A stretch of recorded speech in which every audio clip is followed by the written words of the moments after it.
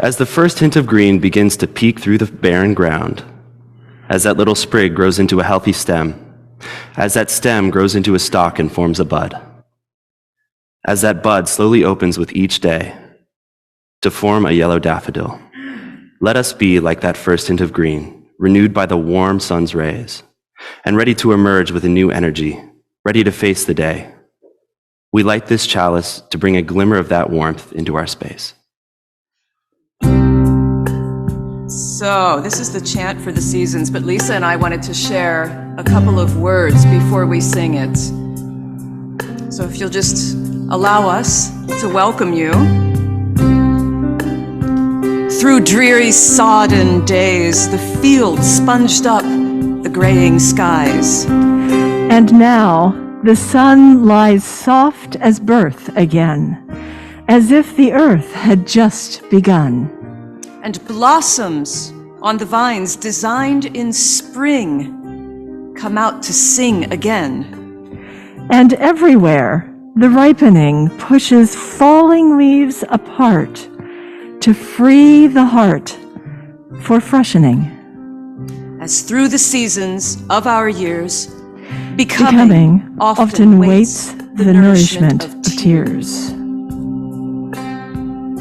So if you'll join us in singing these beautiful words. Ready?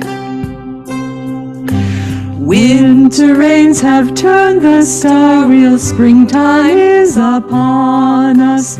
Winter rains have turned the star wheel, springtime is upon us. Sharp the smell of loam bursting in our eyes, the turrets of the tulips. Winter rains have turned the star wheel, springtime is upon us. Green is the grass, soft upon our brows, the sunlight warm caresses. Winter rains have turned the star wheel, springtime is upon us.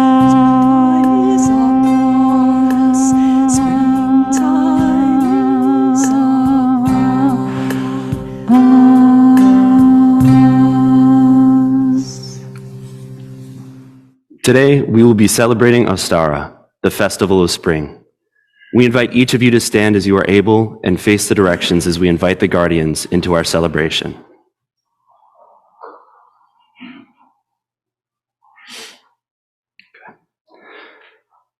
Guardian of the North, Spirit of Earth, we invite your abundance and growth to our gathering.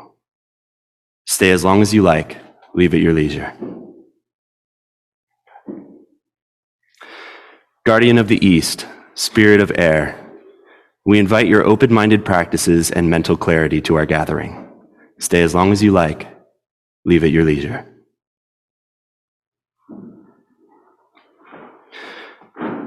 Guardian of the South, Spirit of Fire, we invite your motivation and transformation to our gathering. Stay as long as you like, leave at your leisure. Guardian of the West, Spirit of Water, we invite your sensitivity and empathy to our gathering. Stay as long as you like, leave at your leisure.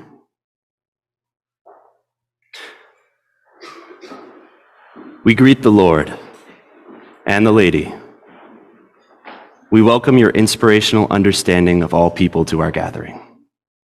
Stay as long as you like, leave at your leisure.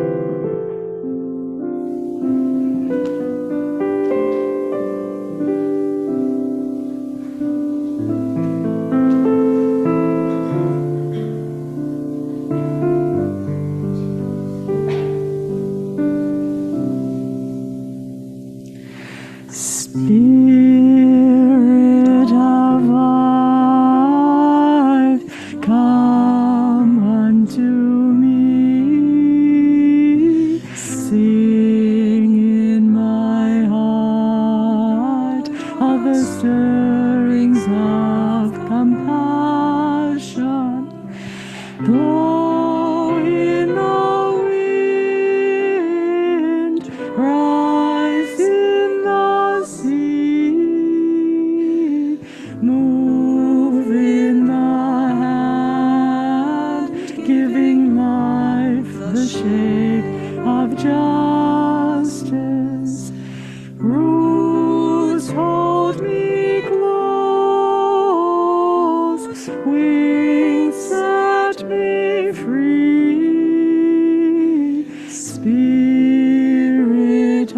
of life. Come to me, come to me. And so now, Matt and I are going to have this time for the reading, but you may have noticed it is an intergenerational spring service today. And I want to remind folks, because I didn't, we had our ushers were on it.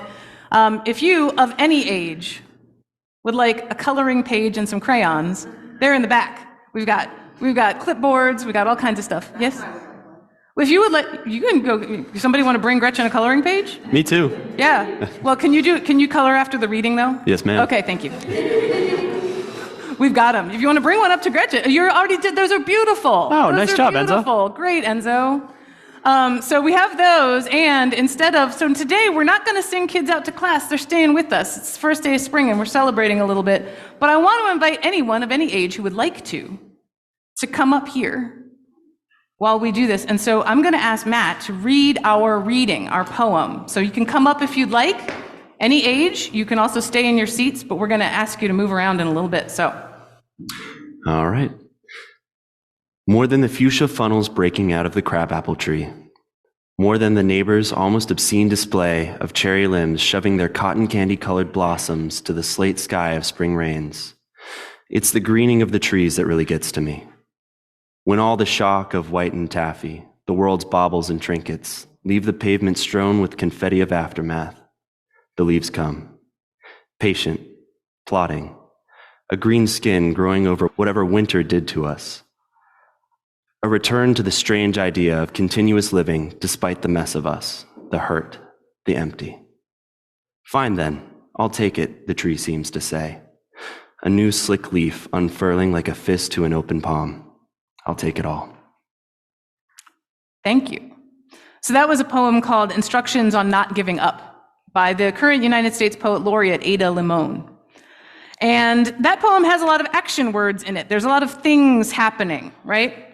So we have the fuchsia funnels breaking out of the crabapple tree. So what does it feel like when something's breaking out of something?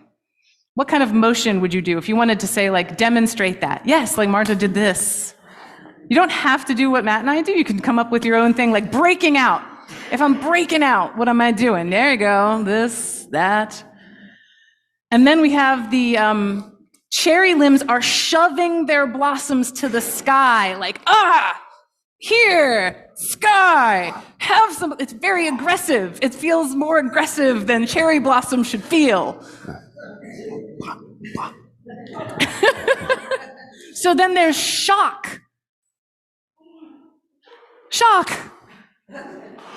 There's baubles and trinkets strewn with the confetti of aftermath. So aftermath isn't a verb, but it's a very colorful phrase, like, what have we left here? There was shock, and then there's like, what else? What's on the floor? And then there are the leaves. After the big fancy blooms, there are the leaves, patient and plodding. So what's patient? Plodding. You can stand up if you want to. I know that we've had a lot of miscommunication about standing and sitting today, but if you want to plod, feel free to get up and plod, or you can plod while you're seated. Plod in place. I mean, you can go wherever you want. Plodding. This feels like What? have you ever seen what is it? Ice Age, Dawn of the Dinosaurs? It's like the Sid dinosaur dance. Yeah. Yes, like we're doing a little, yes. So, we're gonna keep living. We're plodding, but we're gonna keep going. An air of, yes, this is something good. We're plodding, but we're still doing the thing. And then the last phrase of this poem I love the most, which describes an action, fine, I'll take it. A new slick leaf unfurls like a fist into an open palm. You can unfurl in any way that you like, but that is the gift the poet gave us. So we're going to think about breaking out, shoving blossoms. We're going to think about shock. And then we're going to think about aftermath. And then we're going to think about the plodding new growth of leaves. And we're going to keep living, even as we plod, even when it feels like plodding, right? So then we're going to say, a new sick leaf opens like a fist to an open palm. I'm going to read the poem one more time. Thank you for reading it the first time. Thank you all. And if you want to stand and do any of these embodiments, but this time I'd like to hear the poem and do some actions. So whatever comes to you, if you want to stand, do this seated, you are welcome. Instructions on Not Giving Up by Ada Limon.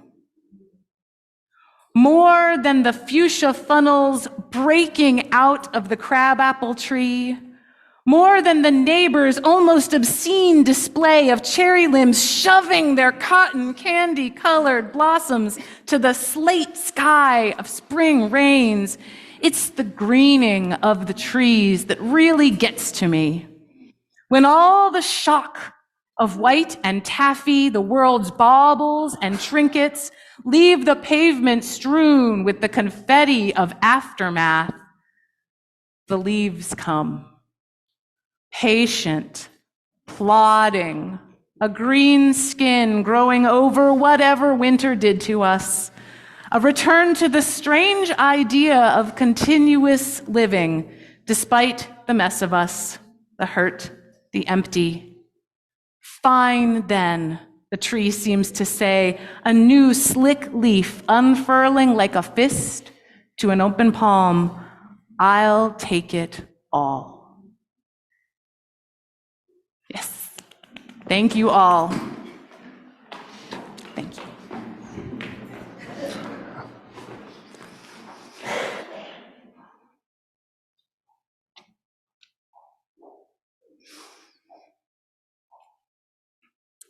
One year ago, as Robert mentioned, on the third Sunday in March 2022, we here at the Unitarian Universalist Congregation of York returned to our sanctuary. We opened our doors to in-person worship for the first time since the third Sunday in March 2020 at the uncertain onset of the COVID-19 pandemic. We have described an entire wheel of the year since we reopened. The spring equinox, that moment when the tilt of the Earth on its axis brings the planet in direct perpendicular relationship with the rays of the sun, will occur tomorrow at 5:24 p.m. Eastern Daylight Time. The sun will rise directly in the east tomorrow, and the sun will set directly in the west. In the southern hemisphere, this heralds the longer days and the longer nights and shorter days. But here in the northern hemisphere, we have been waiting and sensing and knowing that spring is coming. Longer days, that scent on the wind, the sound of that wind. There was some powerful wind last night and it's very cold, but it's still spring wind. The tiny buds and blossoms that begin to make their way into the world. Some of them grow and thrive. Some of them are ripped away because spring doesn't simply arrive all at once. The equinox moment signals spring, but it is not spring. Spring is a process. Unitarian Universalism names many sources to our faith tradition, the pathways of the Abrahamic faiths, the direct experience of mystery and wonder, all the information our senses and our science bring to us. But it is at these times of shifting, of process, of change, when I reflect most deeply on the earth-centered traditions that are also a part of our heritage. And this is why I'm so glad that our Weeping Beach group is here at this congregation to support those who feel most called to that particular spiritual path, and why I'm glad we began this morning by calling the corners. We welcome the guardians of the directions. We welcome the many-faceted experiences of the divine. We welcome the shifting of night and of day, of dark and light, of cold and warm. We welcome the joy and the heartache that the processes of the world bring to us. For change is inevitable. Change is constant. Change is life and the ground of all being. The wheel of the year describes 8 holidays, 2 solstices, 2 equinoxes, and 4 at the midway points between those times. This draws a pattern of consistency, which is a comfort in this life of change. We can name when each of these holidays will fall, but we cannot guarantee, for instance, that the weather will cooperate with our exact expectation of the day. The name for the holiday set at the time of the spring equinox, as we've heard, is Ostara, which is the name for the goddess of the dawn or the east.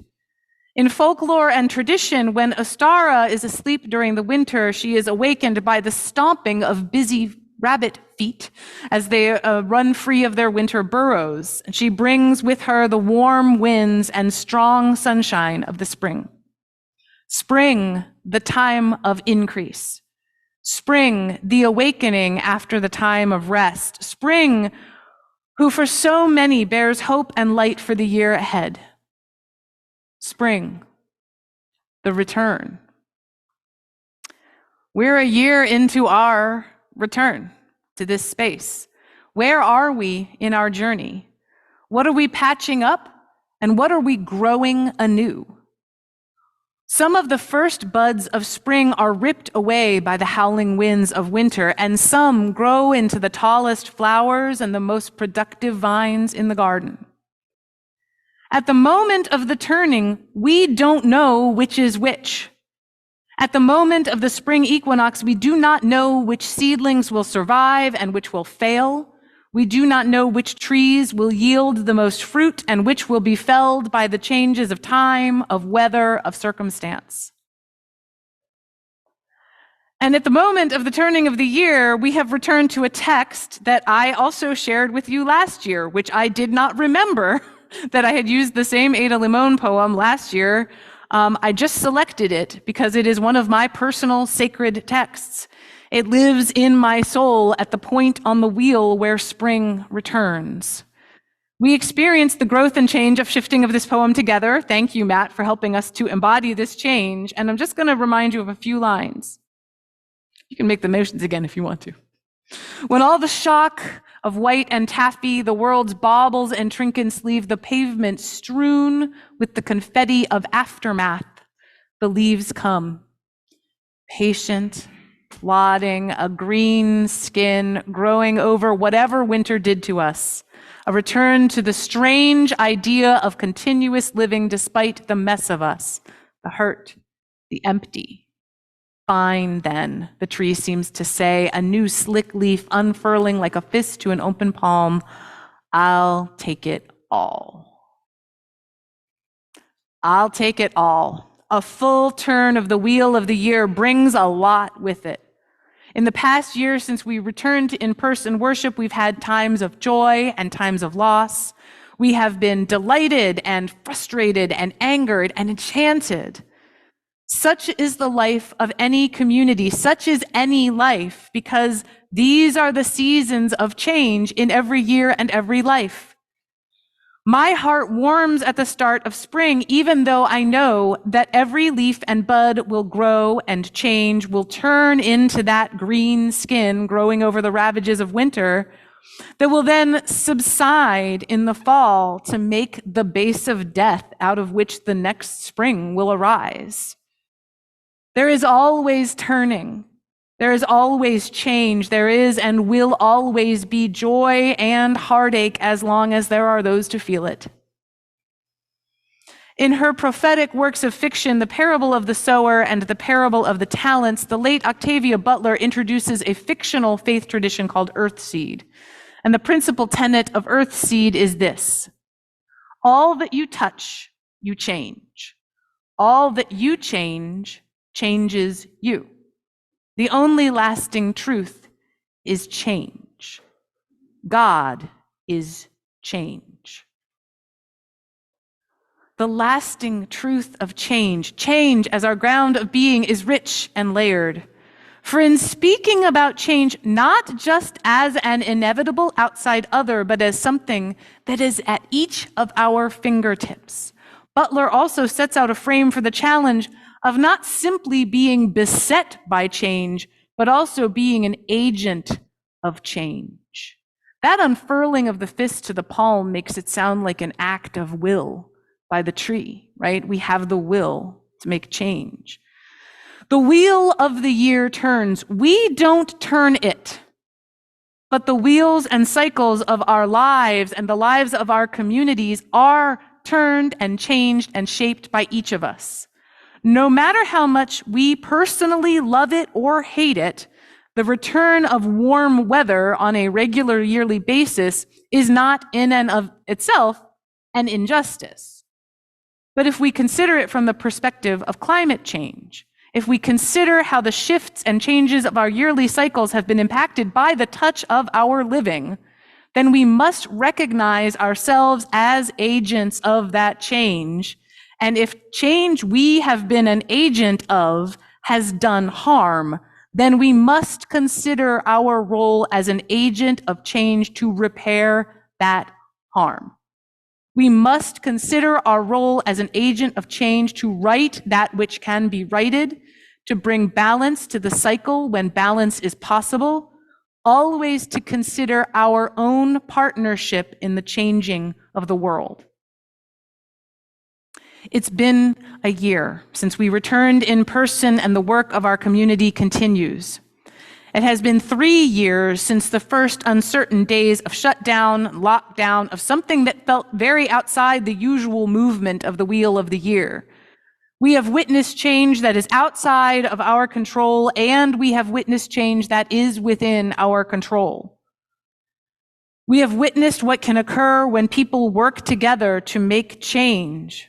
We have witnessed what can occur when deep division means that humanity can no longer agree on what we should change, or how, or why. Changing together, trying to use our ability and obligation to act as change agents in a way that benefits the most of us, that does the most good, is a huge challenge. And there will be ways we try to change that don't work.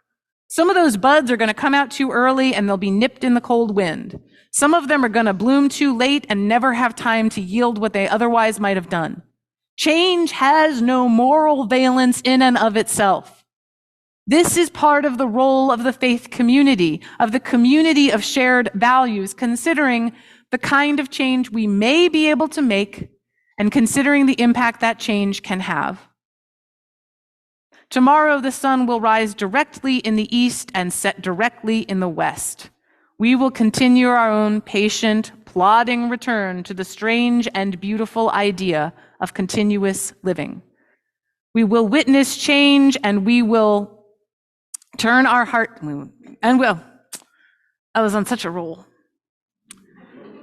We will witness change and we will make change. And when we are uncertain or afraid, we will turn our hearts again and again to the values at the heart of our faith. We will turn again and again and to love and to the changes that we make together. So may it be. This is hymn number 1068. Rising Green. I'm going to sing the first 3 verses and hold the final verse for a benedictory song. If you would rise in body and spirit as you're able. Rise in the roots of yon oak, her scepter thrown in thy veins. Boundless my soul, like the open sky, where the stars forever have reigned. Where the stars, where the stars, where the stars forever have reigned.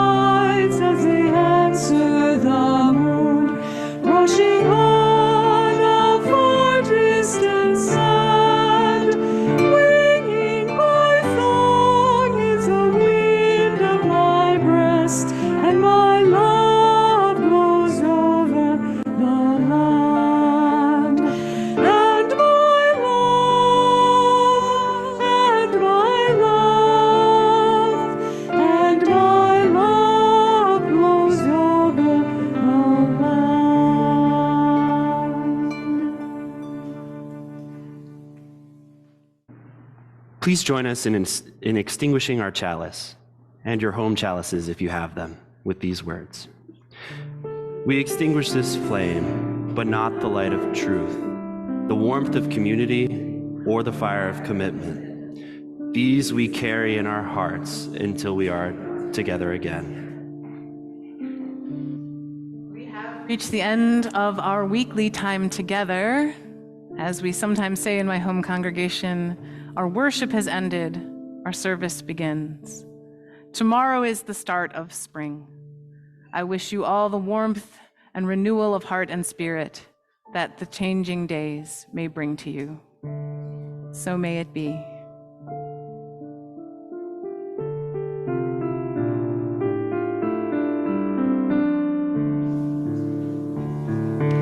My foot carries days of the old into new. Our dreaming shows us the way. Wondrous our faith settles deep.